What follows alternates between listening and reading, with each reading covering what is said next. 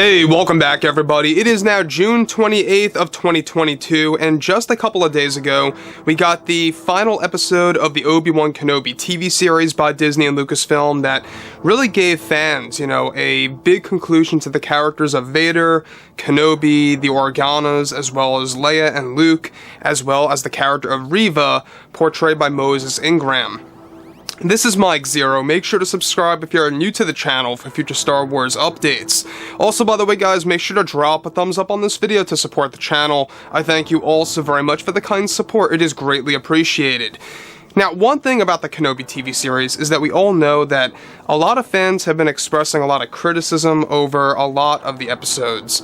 In fact, I would have to go as far to say that there is a good portion of fans that really had a lot of criticism over each and every episode. But for me, the ones that really stood out the most, for me at least, were episodes 5 and 6 that really were the highlights of the Kenobi series, with episode 4 really hitting rock bottom. Let's just be real now. Now, on top of all of that, alright, we already know that Ewan McGregor and Hayden Christensen, thankfully they have multi-show contract deals with Disney and Lucasfilm, so they are going to be returning in major ways in other live-action projects, as well as in Obi-Wan Kenobi Season 2, which we'll talk about that a little bit later. Now, with that being said, however, when it all dwindles down to creator George Lucas, alright, we already know that George Lucas has been having a lot of problems with Kathleen Kennedy recently behind the scenes for multiple reasons. We'll also explain that a little bit later as well. But George Lucas, alright, has been having a lot of problems with the Kenobi TV series because of what Kathleen Kennedy did with the season finale, and we're going to get right into it. Now, everything related to this, right, we already know that George Lucas purposely did not attend Celebration or did not get involved in interviews for what we're about to go over today. Now, with that being said, of course, with the Kenobi finale now out on Disney Plus, and Disney executives already planning a second season for the series that they are aiming to drop in 2024, however, it's described that behind the scenes, creator George Lucas is said to be very upset and angry over the season finale of the Kenobi series because of a deal that was broken between himself and Kathleen Kennedy. Now, initially, both Lucas and Kathleen had agreed to use major new tracks by John Williams to be placed over the Kenobi vs. Vader duel. This included a revised score, or of course Duel of the Fates and or of Battle of the Heroes, both separated and also mixed together at times during the Kenobi and Vader battle on the Mustafar moon. Now, this deal was placed around 4 months ago, mind you, until Kathleen Kennedy, just before the Kenobi series finished production, decided to pull out the music and decided to do away with the John Williams music and the scores that were supposed to be used in the final fight between Vader and Kenobi.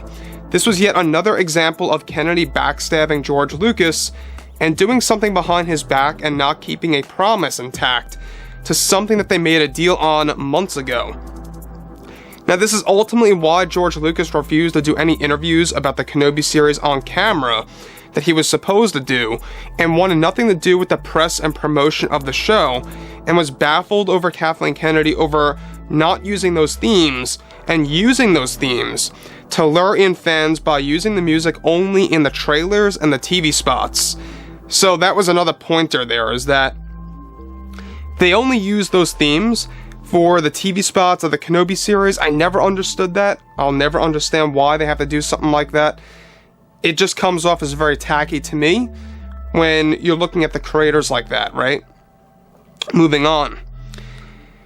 So, even John Williams is described to have been let down by Kathleen Kennedy for ordering those tracks to be taken out of the show.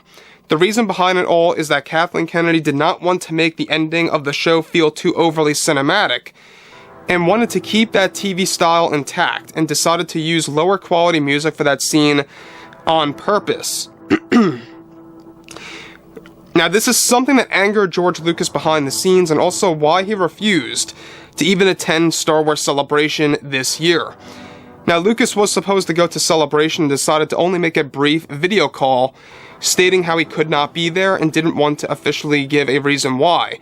This was why. And Lucas is said to be also having other problems with how Kathleen Kennedy is treating the Acolyte TV series behind the scenes, that is set to begin filming sometime by this fall or early 2024 if they are lucky. Now, I don't know about you guys, but I think it's completely irresponsible as to why Kathleen Kennedy has to act this way. She not only backstabbed George Lucas back in 2013 in that famous interview, where she literally promises George Lucas on camera that she's going to be taking care of these characters, these stories, and especially some of the characters from Legends and all of these different things that George Lucas had created and approved, that she was going to take care of with great respect. That was a complete lie. And let's not forget about the other famous interview where Kathleen Kennedy flat out said that there is no source material to work from, to actually draw from and use in the sequel trilogy that we could have done. Basically, she lied that the fact that there was Star Wars Legends. She made up that Legends did not exist to some of the new fans out there that are just getting into Star Wars. Almost like she's trying to cover up better Star Wars material than what Disney Star Wars was putting out. Now, moving forward from all of that, alright, this is where things begin to pick up a little bit. Now, there was actually a third duel that took place between both Vader and Kenobi on the Fortress Inquisitorius landing area, where there was supposed to be a more intense battle that served as the middle battle between the final fight and the first fight. This too was erased and deleted by Kathleen Kennedy. Originally the escape with Kenobi, Tala, and Leia, they would eventually run into Vader where Kenobi would be forced to defend Leia and Tala. Lucas was very upset that they took this out of the big scene and took this out of the Kenobi series entirely. Now, once again, we already know that Kathleen Kennedy has this tendency to pretty much, promise things and then break those promises and either fire people, delete very important or fun scenes, destroy iconic characters that the fans actually grew up with and love, and really seems to have no remorse over doing that.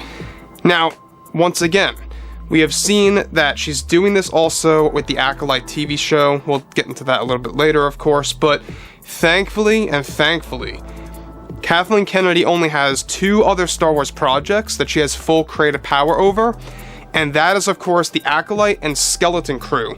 Skeleton Crew actually already is in production, and it's actually moving a lot faster than the Acolyte TV series, so you're going to have that series drop first before the Acolyte TV series, because let's face it, the Acolyte does not look likely, to release in 2023. It doesn't look like it's going to happen. It's going to either be 2024, or maybe if they're even slightly lucky, maybe like the last week or 2 of 2023. Now, on top of all of that as well, we also know that George Lucas, this is exactly why he did not attend Star Wars Celebration.